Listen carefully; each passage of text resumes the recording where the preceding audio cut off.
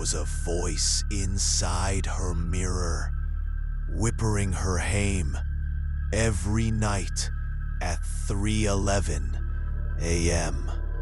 It was early November when Anna Parker moved into the house on Baker Street, a quiet suburb outside Portland, Oregon. She had just gone through a painful breakup, and the house seemed perfect, small, old-fashioned, and isolated.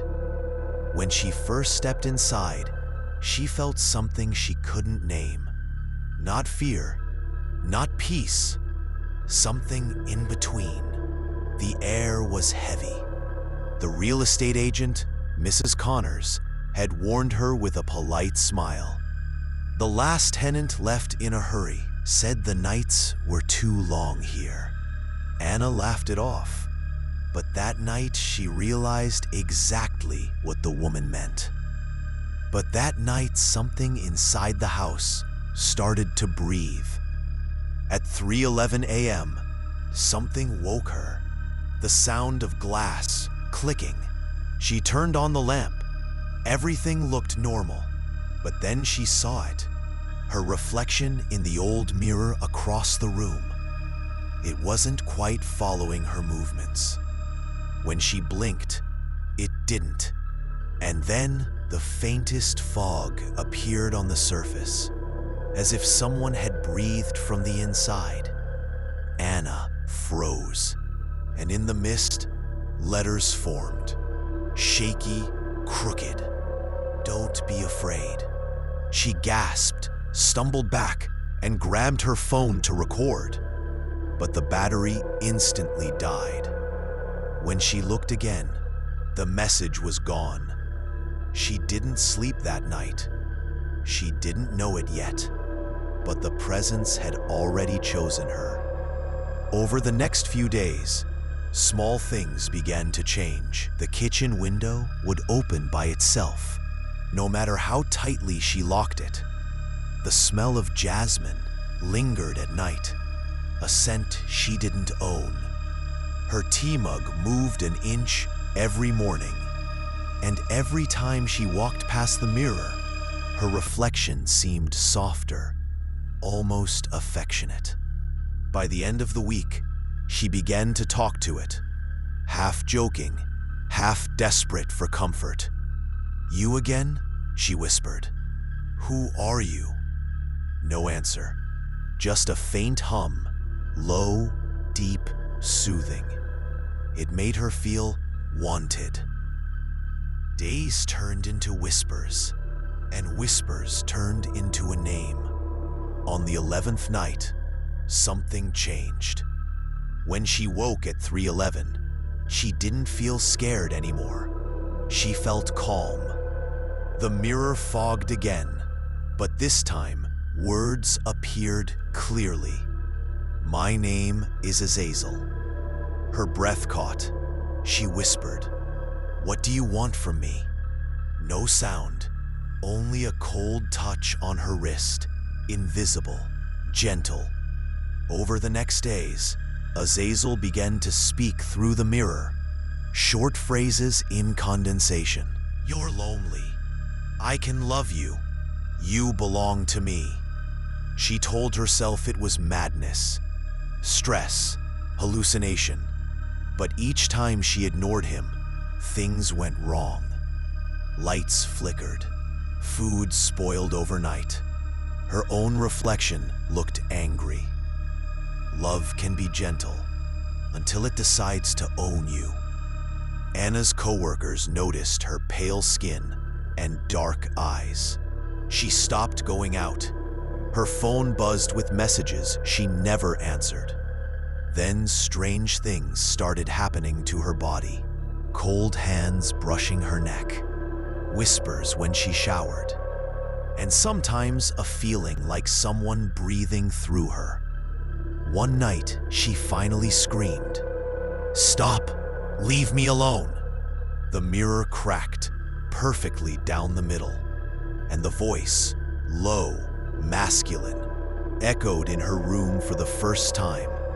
"You promised to love me back." The next morning, the crack had vanished. That night, the mirror finally showed him. Days later, she noticed a figure behind her reflection. Tall, shadowy, with golden eyes. He stood still while she moved. That night, she recorded a video of the mirror. At 3:11 a.m., the recording showed her asleep and a man standing beside the bed, his hand hovering inches above her face. But when she woke and checked, the video had corrupted. Only the sound remained. "She is mine. Do not take her." Anna's therapist said it was grief, but she knew better. She could feel him. From that moment, she stopped being alone. When she looked in the mirror one morning, there was a bruise on her neck, a faint handprint. She tried to cover it with makeup, but it burned. At work, her coworker Mark asked if someone was hurting her. She said, "He loves me too much." Then she smiled, an empty, tired smile. That night, Mark drove by her house. From the street, he saw two silhouettes through the window. But Anna lived alone. The reflection no longer obeyed her. It was alive. Anna began writing letters to herself, or maybe to him. "You feel like air. You're everywhere. I don't know what's real anymore. If you ever leave, I'll die." By then, her reflection had completely changed. Her eyes glowed faintly in the dark, and whenever she smiled, another face smiled with her, slightly delayed, slightly cruel. She whispered one night, "What are you doing to me?" And the voice replied softly, "Loving you." But this was only the beginning of her surrender. It had been 2 months since Anna last saw her reflection move normally. Now, the woman in the mirror often smiled before she did, as if mocking her delay. It had been 2 months since Anna last saw her reflection move normally. Now, the woman in the mirror often smiled before she did, as if mocking her delay. Anna stopped working. She stopped eating. She spent nights staring at the glass until dawn, waiting for Azazel to appear. When she finally fell asleep one morning, she dreamed of walking through an endless hallway made of mirrors. Each one whispered her name in a different voice. Some sounded like men, some sounded like her own.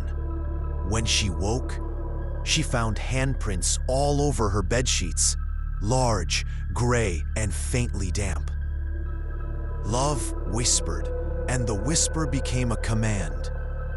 Azazel's voice had changed. It wasn't soft anymore.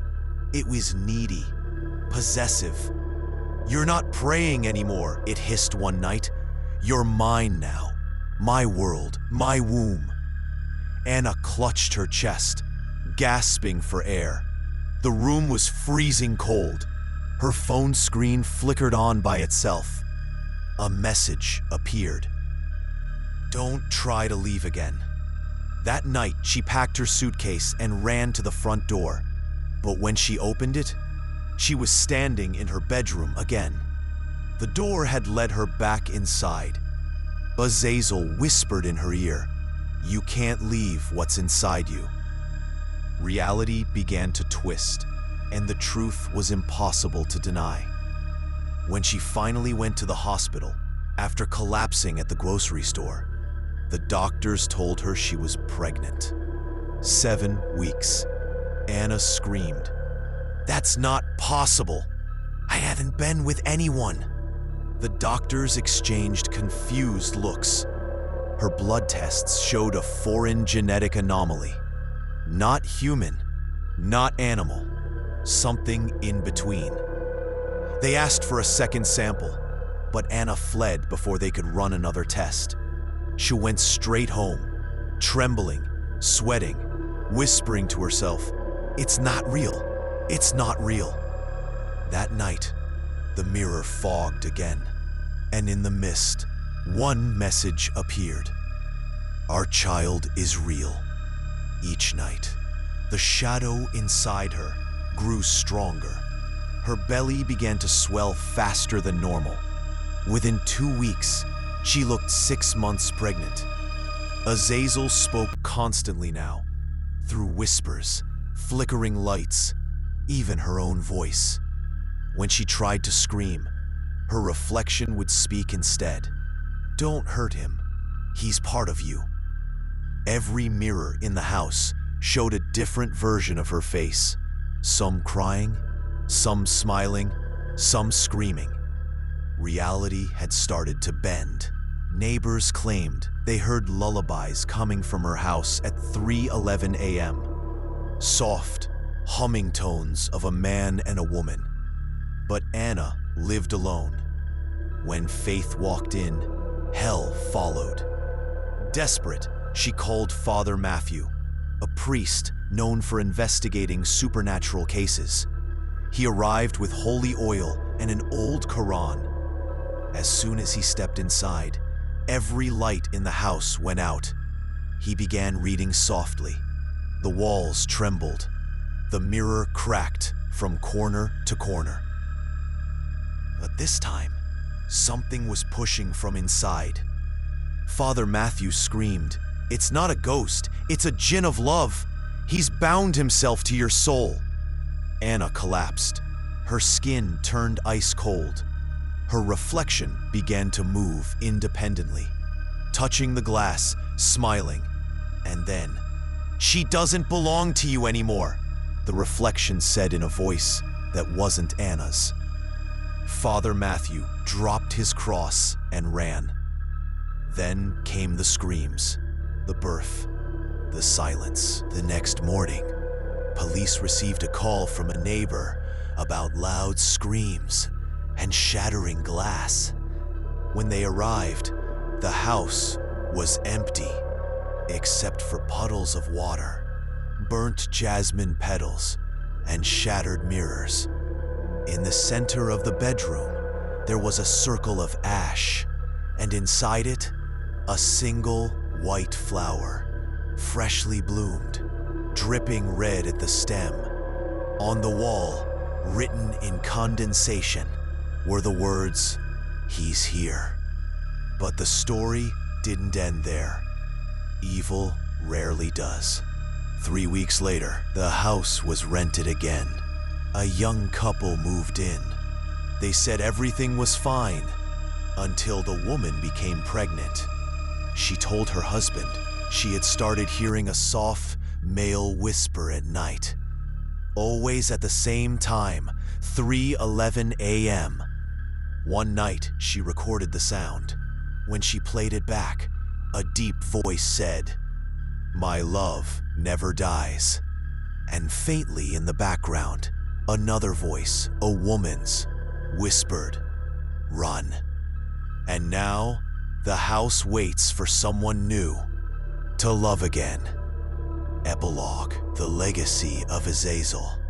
The Baker Street house was finally condemned in 2019. No one lives there now, but locals still say if you walk past it after midnight, you can hear two voices behind the boarded windows. A man's whisper and a woman's hum, and a faint tapping on the glass, like something still trying to breathe through it. "Love me," it whispers, "just once."